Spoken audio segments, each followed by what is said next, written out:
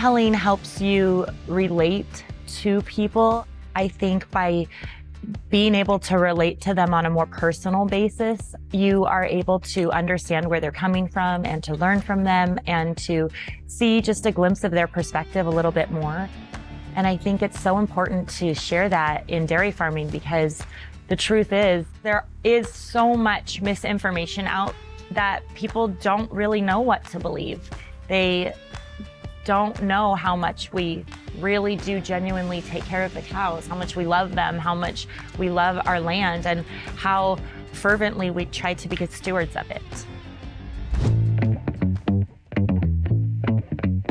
So I honestly tried to share our story about how we started this dairy farm and how we operate here in as many ways as possible. We actually started a farm camp that has been extremely successful. We'll have kids out to the farm, usually between 40 and 50 at a time, and they'll spend 2 full days here at the farm. We'll typically do 2 to 4 farm camps each summer, starting in May, going through about July.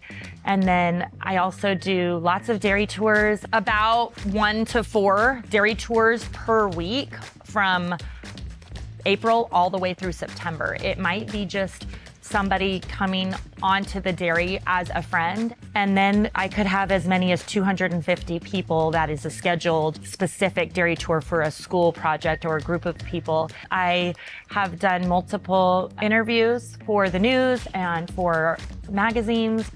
I don't actually prefer to be front and center, and I don't want to be the center of attention, but I definitely want people to hear the truth. And so if that means I have to be featured in an article or, spread my story on a social media post or a video, then I will definitely do that to combat all of the people that are telling misinformation and false things.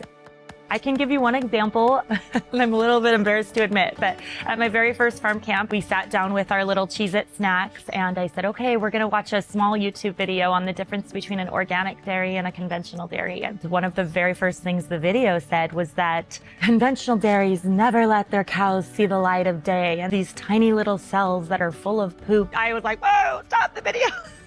And I said to the kids, I said, so is this dairy a conventional dairy or an organic dairy? And everybody said, organic. And I said, no. And it was so interesting to me to watch just the horror on their little faces where they realized somebody was lying to them. And I said, this is a conventional dairy, and you guys just saw my cows. Do they see the light of day? Are they happy? Are they eating? Are they being well cared for? Those kids now know they can't just Google something. And at farm camp, everybody gets a shirt that says, ask me, I went to farm camp, and besides, Google never milked a cow.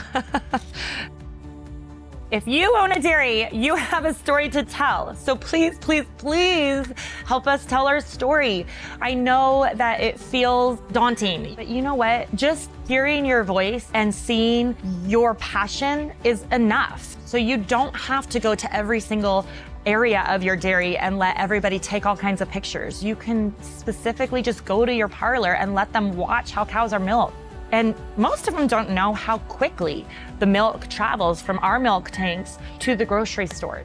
I understand that it can be just another thing on your plate, another thing in your day. But the truth is that if we can't get out there and spend at least a few minutes each week telling our story, there's not gonna be a lot of truth left to share and to spread. So please take the time to do it, and don't be afraid.